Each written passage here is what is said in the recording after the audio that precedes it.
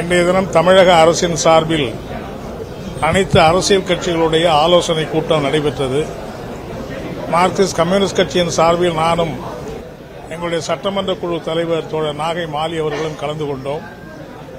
குறிப்பாக இந்த ஆலோசனை கூட்டம் சென்னை உயர்நீதிமன்ற தனி நீதிபதி ஒரு தாக்கீதை கொடுத்திருக்கிறார்.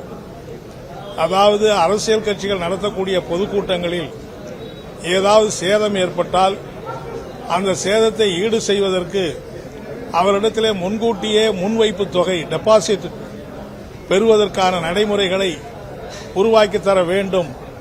அதற்கான ஆலோசனைகளை நீங்கள் வழிமுறைகளை அளிக்க வேண்டும் என்று தமிழக அரசுக்கு சென்னை உயர்நீதிமன்றம் ஒரு தாக்கீது அனுப்பியிருக்கிறது.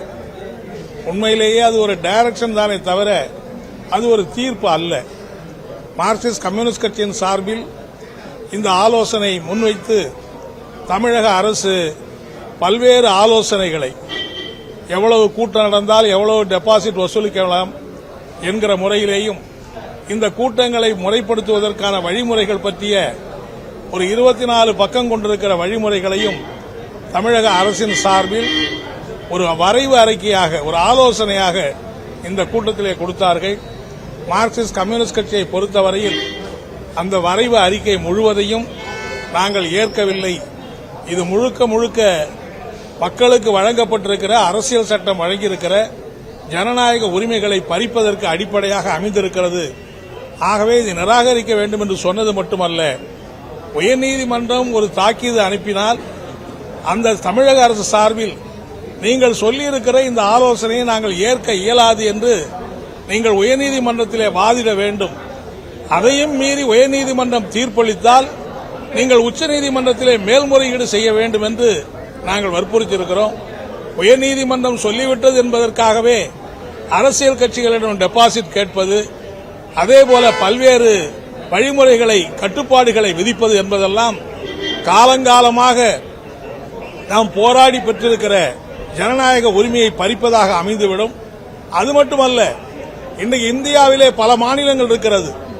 எந்த மாநிலத்திலும் இப்படிப்பட்ட கட்டுப்பாடுகள் விதிகள்லாம் இல்லாத போது தமிழ்நாட்டிலே மட்டும் இப்படிப்பட்ட விதிமுறைகளை உருவாக்குவது மற்ற மாநிலங்கள் நம்மை பார்த்து கேலி பேசுவதற்கு இடமளித்துவிடும்.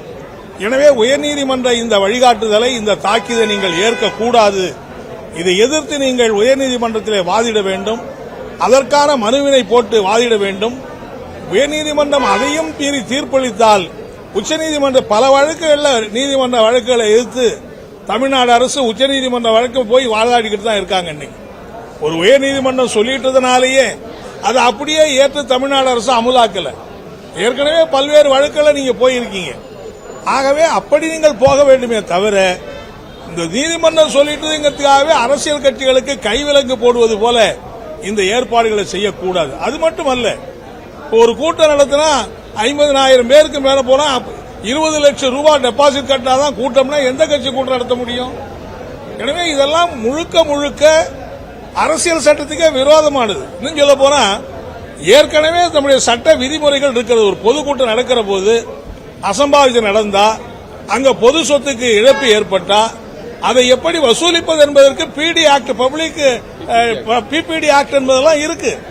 அந்த விதிமுறைகளை எல்லாம் மீறிதான் நீதிபதி தனக்கு ஒரு உத்தரவு போடுறார். எனவே ஏற்கனவே இருக்கிற சட்ட விதிமுறைகளை அமலாக்க வேண்டுமே தவிர நீதிபதியுடைய தனிப்பட்ட உத்தரவுக்கு நீங்கள் காது கொடுக்க கூடாதுன்னு கேட்டிருக்கிறோம்.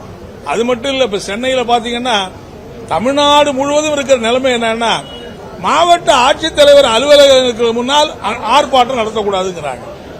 ஆர்டிஓ ஆபீஸுக்கு முன்னாடி ஆர்ப்பாட்டம் நடத்தக்கூடாதுங்கிறாங்க. பொதுமக்கள் கூடக்கூடிய இடங்கள்ல ஆர்ப்பாட்டம் நடத்தக்கூடாதுங்கிறாங்க. இப்படி எல்லாம் காவல்துறை பாத்தீங்கன்னா ஏற்கனவே தமிழ்நாட்டில் எங்கேயாவது பொதுக்கூட்டம் நடத்தணுமா, ஒரு சுடுகாட்டுக்கு பக்கத்தில் மக்கள் கூடாத இடத்துல போய் பேசுங்க.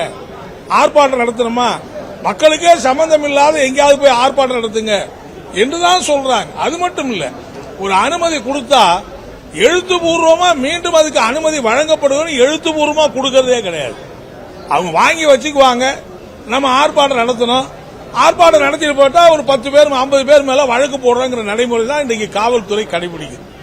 எனவே நாங்க என்ன சொன்னோம்னா, நீதிமன்ற உத்தரவை காரணம் காட்டி காவல்துறை மேற்கொள்ளுகிற இந்த ஜனநாயக விரோத நடவடிக்கைகளுக்கு நீங்க ஒரு வழிமுறையா இதை பயன்படுத்திடக் கூடாது என்பதையும் இந்த கூட்டத்திலே மார்க்சிஸ்ட் கம்யூனிஸ்ட் கட்சியின் சார்பில் நாங்கள் கேட்டிருக்கிறோம்.